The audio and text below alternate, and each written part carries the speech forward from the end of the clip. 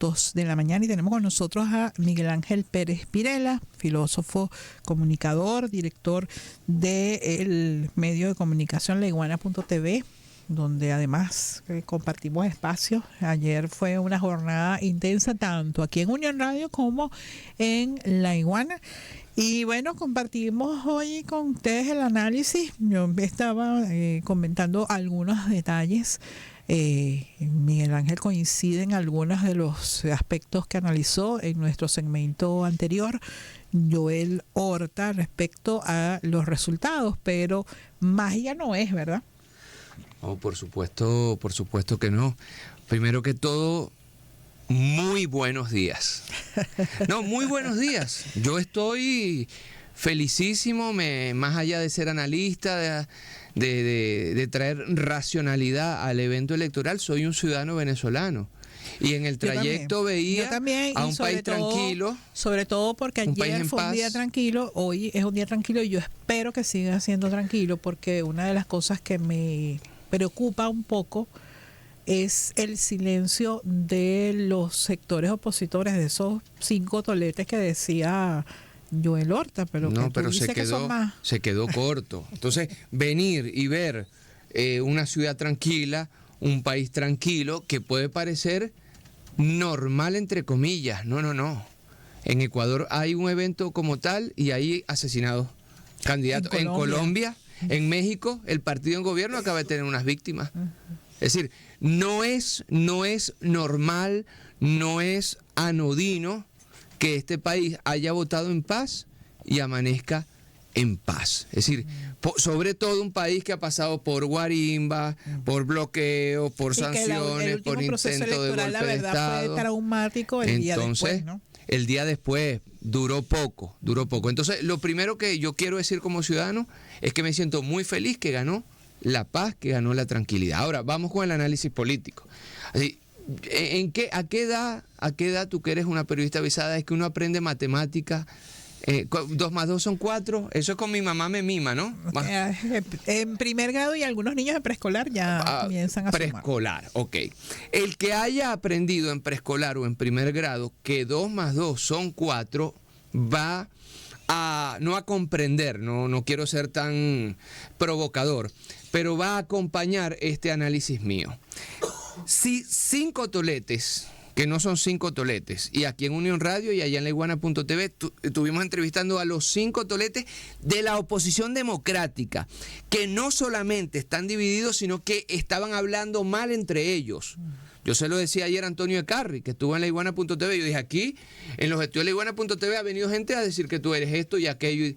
Entonces, si no solamente tienes divididos, sino peleando, ¿cómo tú vas a creer que 5 pedazos de oposición van a ganarle a una unión perfecta del Gran Polo Patriótico? Podemos no estar de acuerdo con el Gran Polo Patriótico, decir que son barriga verde, lo que sea, pero van unidos en una unión perfecta. Si a estas 5 partes que están divididas y hablando mal entre ellos de la oposición democrática, tú le sumas una oposición extremista también dividida en varias partes, que llama la abstención, es decir, que le está echando la burra pa'l monte a estas 5 partes. ¿Cómo tú crees que estas 5 partes, más la extrema derecha, María Corina Machado, Guaidó, Julio Borges, Ledesma y compañía, llamando a no votar, van a poder ganarle al Gran Polo Patriótico una unidad perfecta diciendo vamos a votar, vayan a votar, vayan a votar, vayan a votar? Si además este Gran Polo Patriótico hace diferentes mecanismos democráticos para elegir a sus representantes en las elecciones, es decir, a sus candidatos, y esto no, mira, esto, insisto con la palabra, tampoco es anodino, un recambio generacional de mujeres, de nuevas figuras, tanto en la Asamblea Nacional como en la Gobernación. Hermano, esto es un triunfo asegurado. Es decir, que el chavismo haya ganado con esta fuerza no es un acto de magia, es la unión del Gran Polo Patriótico frente a la división en al menos 10 partes de la oposición democrática y extremista. Termino con la reflexión. Si además una parte de esta reflexión estaba apostando a la abstención como su triunfo electoral, la oposición salió doblemente derrotada. ¿Sabes? Y esto yo lo digo de corazón. ¿Sabes que y me duele por algunos candidatos de la oposición democrática que perdieron. Porque por culpa de esta división hay muchos de estos candidatos que deberían estar en la Asamblea Nacional y no están. Y me podrán decir que es hipócrita. No, me duele en el alma que algunos de los candidatos no estén, de la oposición democrática, no estén en la Asamblea Nacional. Y para mí, ellos son ganadores porque participaron. Para mí, el gran perdedor de este evento electoral fue la extrema derecha que llamó a la abstención. Eso sí perdieron las elecciones de ayer. Ahora, fíjate, le preguntábamos a Joel Horta si cree que se pueden sentar en la misma mesa los ya electos, al menos estos 6 nombres que se mencionaron ayer. Hay que recordar nuevamente, faltan 10 cargos de la lista nacional por adjudicar. Falta adjudicar los candidatos uninominales por circuitos electorales en cada estado, así como las listas de cada estado. Entonces todavía hay un margen allí para la adjudicación de otros candidatos opositores. Pero pueden ponerse de acuerdo, tienen 6 meses incluso para armar una agenda legislativa alternativa, porque ya el Polo Patriótico presentó su propuesta para la legislatura a partir del 6 de enero del próximo año. No, y es que ya la unión por parte de este sector democrático, y muchos se acostaron ayer pensando en lo que yo estoy diciendo, seguramente, ya no es una opción, querida Esther. Es decir, es una elección de sobrevivencia política. Estas diferentes facciones de la oposición democrática tienen que unirse. Mosca, vienen elecciones municipales. Si yo fuera el chavismo, si yo fuera las fuerzas decisoras del chavismo, estuviera presionando para hacer las elecciones el viernes. Evidentemente, y eso lo haría cualquier fuerza política de cualquier país del mundo después de una victoria arrolladora. Y se viene también la reforma constitucional, ya con una Asamblea Nacional con esta supermayoría. Ahora, otro elemento importantísimo, querida Esther, 2015, 2025. Es decir, hace exactamente 10 años la oposición estaba ganando mayoría en la Asamblea Nacional.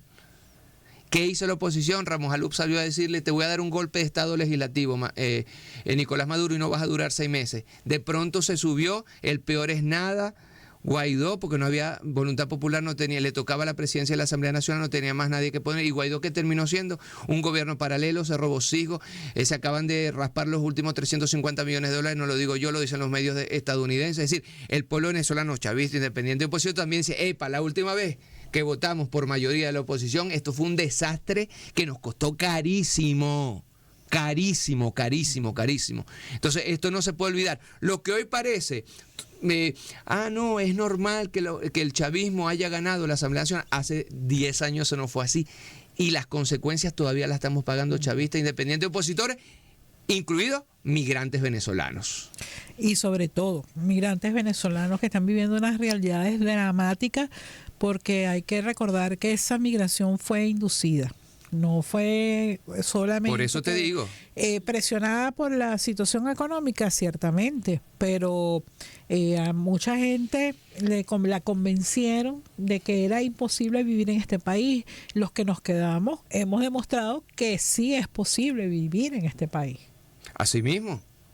Y esto que nos quedamos, fuimos lo que votamos. Y bueno, tú hablabas hace poco también del tema de la participación. Oscar Schemmel, como siempre, la pegó. Y fue más bien pesimista en términos de la participación, que hablaba de un 36%. Y la participación, imagínate. Mira, Esther, para que estemos claros, las elecciones municipales en los Estados Unidos ronda alrededor del 16% de participación. Es decir, que la participación en estas elecciones en Venezuela son unas participaciones altísimas cuando tú lo vas a ver en los estándares incluso internacionales. Ahora, Miguel Ángel, otro tema que no quiero dejar pasar en este análisis es que el presidente de la República ayer hablaba en su alocución frente a sus simpatizantes que se reunieron en la Plaza Bolívar para celebrar un triunfo contundente. Decía a propósito del único gobernador de la oposición que resultó reelecto, algo tiene que haber hecho muy bien Alberto Galíndez para obtener un apoyo tan contundente, porque ciertamente tuvo un triunfo holgado. ¿no? Pero además, otra cosa que comentó que me gustaría tu análisis es que le autorizó a Diosdado Cabello para que dé los detalles del plan conspirativo que estaba montado y que fue desmontado apenas unos días antes de este proceso electoral. Bueno, yo más tarde voy a entrevistar al presidente. Entonces le preguntaré. Perdón, discúlpame, modestamente. Le preguntaré lo que tú me estás preguntando. Le dices que yo le mando a decir. Que exactamente. Te manda a decir. Lo importante aquí es que, primero, recogiendo tus palabras, citando al presidente, es el reconocimiento de los resultados electorales. Es decir, quien lo hizo bien tiene el mérito de ganar. Mira, hubo batallas muy fuertes, como la de Nueva Esparta, donde ahí, bueno, la oposición pisa duro, y la del Estado Zulia, donde la oposición pisa duro. Pero también ambas fueron hasta cierto punto sorprendentes, porque dada la tradición, si se quiere, de comportamiento electoral en esos estados, uno decía, bueno, es posible, pero... Mira, Manuel Rosales lo vimos muy disminuido físicamente, prácticamente no podía caminar. Lamentablemente, los videos más virales de esta campaña son el de señor Capriles en una visita de una casa donde una señora, bueno, habla por sí solo el video. No, recordemos videos que, de Rosales que francamente la política es inclemente. Es. Y un candidato tiene que dar siempre la sensación de fuerza, de salud, de movilidad. Y Manuel Rosales trató de subirse en un automóvil en el techo y fue penoso. Después trató de caminar unos pocos metros y también fue penoso. Y su gran error fue no escoger una figura alternativa al cual pasar el testigo. Lo hubiera podido hacer, y no obstante pisa duro en el estado Zulia, también pisó duro la muy mala gestión de Manuel Rosales. Caldera tiene un grandísimo desafío, porque también hay que decir que otrora alcaldes y gobernadores del chavismo en el estado Zulia y en Maracaibo lo han hecho muy mal. Es decir, Caldera tiene una grandísima responsabilidad. Que 6 alcaldes del estado Zulia están detenidos en este momento. 6, no es cualquier cosa. No es cualquier cosa. ¿Y detenido por qué, además, no? Por narcotráfico. Entonces, bueno, tiene una gran responsabilidad, pero una palabra: estas fueron elecciones competitivas. La extrema derecha va a salir a decir lo de siempre, que Edmundo González Urrutia ganó con el 350% de los votos y que ahora hubo 120% de abstención. Es decir, cosas absolutamente delirantes, ¿no? Bueno, pero ya lo dijo. La señora Machado ya... Claro, el problema es que lo dijo cuando no había ni siquiera comenzado la gente a votar. Pero, es decir, los mismos titulares del país, y tú fuiste ayer muy reiterativo en laiguana.tv con los titulares del país, los mismos titulares de esta mediática internacional y las mismas matrices de María Corina y compañía, desgraciadamente son a las 8 de la mañana del sábado, a las 8 de la mañana del domingo y a las 8 de la mañana del lunes, irremovibles, y son las mismas, así que no tienen ningún tipo de validez. Ahora, la palabra competitivo en Nueva Esparta, en el estado Zulia, por colocar 2 ejemplos, se peleó, y se peleó duro. Hay un desgaste en el chavismo, en muchas partes, en muchos lugares, pero también de la oposición. Lo que es bueno para el pavo es bueno para la pava. ¿Y qué hizo el chavismo hábilmente? Cambió prácticamente todas sus figuras, todas sus caras, todos sus candidatos. Podía no hacerlo. Venía de ganar unas elecciones presidenciales y podía sentarse en sus laureles. Y ese desafío que se dio a sí mismo, terminó siendo victorioso. Mira, pocos países en el mundo ejerciendo el poder cambian tan radicalmente de caras, de generaciones, de género, etcétera. Bueno, ahora quedan unos importantes desafíos, ¿no? Ayer conversamos con varias figuras, entre otras quiero recordar algunas cosas que nos decía Enrique Ochoa Antich en una entrevista. Y hablaba de los contrapesos necesarios en la Asamblea Nacional, que yo vuelvo a decir, lo dije ayer en La Iguana, lo vuelvo a decir aquí, es que la Asamblea Nacional actual ha estado muy aburrida. Yo espero que sea un poco más entretenida de aquí en adelante, porque se han planteado como desafío una agenda legislativa muy intensa, o sea, todo el conjunto de leyes, comenzando por los códigos que son de antes de la Constitución del 61, ni siquiera la del 99, antes de la Constitución del 61, es un desafío el modernizar, realmente dar un salto cualitativo en la legislación venezolana. Implica mucho trabajo, mucha consulta, mucho trabajo de comisiones, mucho trabajo de expertos. Está preparada esta asamblea para ese desafío porque la actual le quedan 6 meses, probablemente algunas cosas pueda adelantar, pero además está planteada una reforma constitucional. Sí, yo reivindico muchísimo el trabajo de la Asamblea Nacional que está saliendo, porque es un trabajo posterior, insisto, a la Asamblea Nacional del 2015, que desinstitucionalizó el poder legislativo en Venezuela, lo acabó, pero mira, hasta la cúpula. Sí, hasta la cúpula, hasta las oficinas, era una cosa impresionante. Mira, se llevaron las manijas de las puertas, los pomos de las puertas, las divisiones de los espacios. ¿Quién se lleva una bisagra, compadre? No sé, es una cosa. Entonces, por eso reivindico. ¿Y tú crees que Guaidó vendió todo eso? Seguramente. Eso, bueno, se acaban de raspar los últimos 350 millones de dólares. Dijeron que fue para los médicos, que se lo dieron a los médicos durante la pandemia. Eso, y para el 15 y último de los supuestos diputados en el supuesto exilio. Es decir, entonces yo reivindico esta Asamblea Nacional, porque esta Asamblea Nacional, encabezada por Jorge Rodríguez, reinstitucionalizó. Que ahora es fácil decirlo, pero eso fue un gran trabajo. Ahora, tú sabes que cuando estamos chiquitos, Esther, siempre nos decían, hay que saber perder. Nunca nos dijeron, hay que saber ganar. Y yo hoy le digo al chavismo, hay que saber ganar.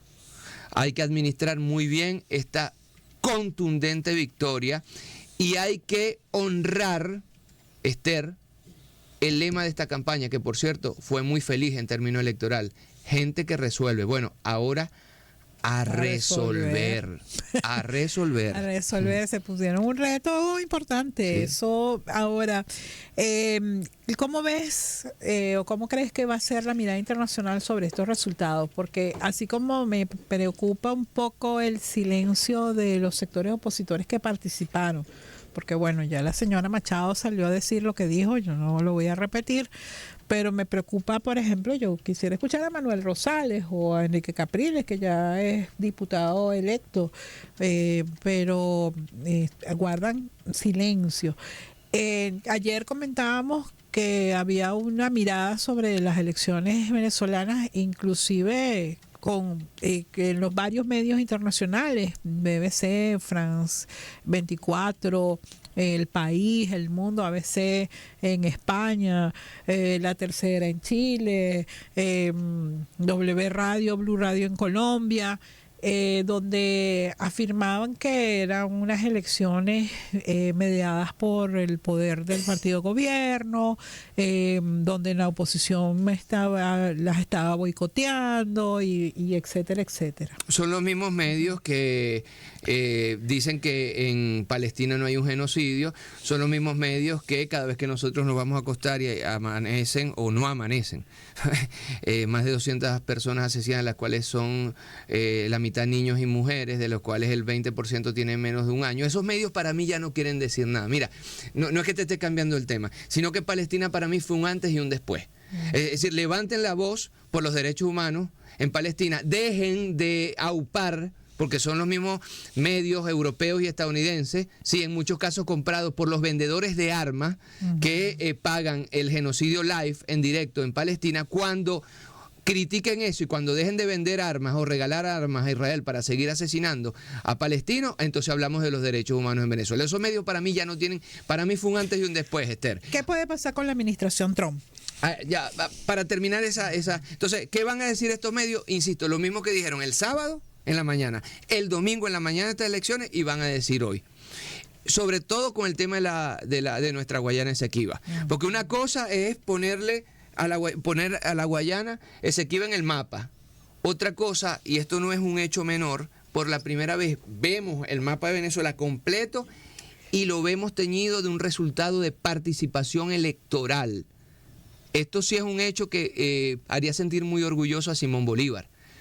no es solamente tener el territorio, es que por la primera vez hay un resultado electoral ahí. Ejercer soberanía. Eso es soberanía. Que es la presencia del Estado en el territorio. Eso es soberanía. Donald Trump, bueno, eso te lo voy a decir de forma muy pragmática.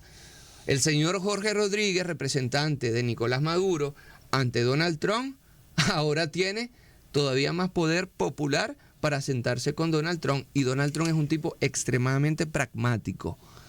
Y Donald Trump es un tipo que en tiempo real tuvo resultados, tuvo análisis. Él, de la boca para afuera, él va a salir a decir lo de siempre. Pero puertas adentro, ahora va a estar frente a un presidente y a un gobierno súper, no legítimo, legitimado, archilegitimado. Ahora, la semana pasada ya hubo una tensión entre Richard Grenell y Marco Rubio. Richard Grenell, en una reunión que hubo en Antigua y Barbuda, anunció que el gobierno de Trump renovará por 60 días la licencia a Chevron. Marco Rubio dijo que la licencia de Chevron se acaba mañana. No, ahí lo que está pasando es que es Marco Rubio, ExxonMobil, es decir, intereses en la Guyana de Irfan Ali, Richard Grenell, Chevron, y en el medio está Donald Trump haciendo todo para finalmente terminar de sacar a Marco Rubio del juego y colocar a Spencer, su vicepresidente, como próximo candidato para las elecciones de los Estados Unidos. Mira, a mí nadie... Es como decir que Jorge Rodríguez fue a una negociación enviado por Nicolás Maduro, pero que no tenía, es decir, la información de lo que tenía que hacer por Nicolás Maduro. Mira, Richard Grenell es... Marco Rubio podrá ser el secretario de Estado, pero el alter ego, para decírtelo en latín, el otro yo de Donald Trump para las negociaciones es Richard Grenell, no es más nadie. Entonces, a Donald Trump le encanta jugar al caos, a Donald Trump le encanta... Bueno, lo hemos visto y vivido estos primeros meses. Decimos nosotros en Venezuela, pescar en río revuelto.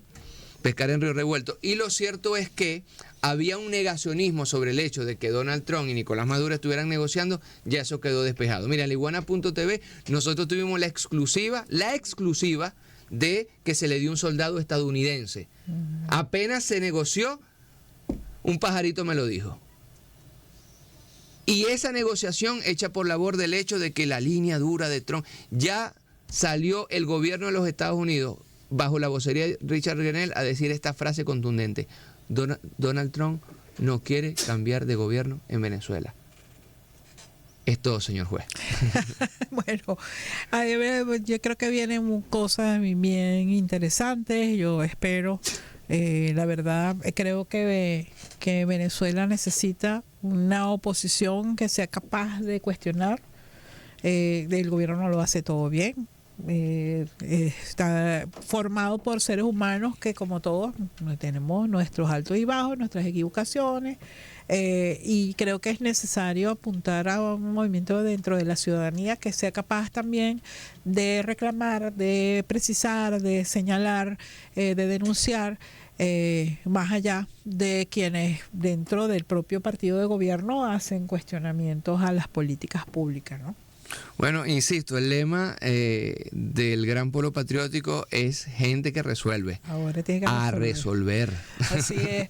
Bueno, con este comentario nosotros vamos a despedir nuestro espacio por el día de hoy. Hemos estado trabajando para ustedes. En la producción está Sandra Rodríguez, en los controles Juan Blanco y en la conducción Esther Quiaro, en una producción de Unión Radio. Hasta mañana. Análisis de la noticia. A partir de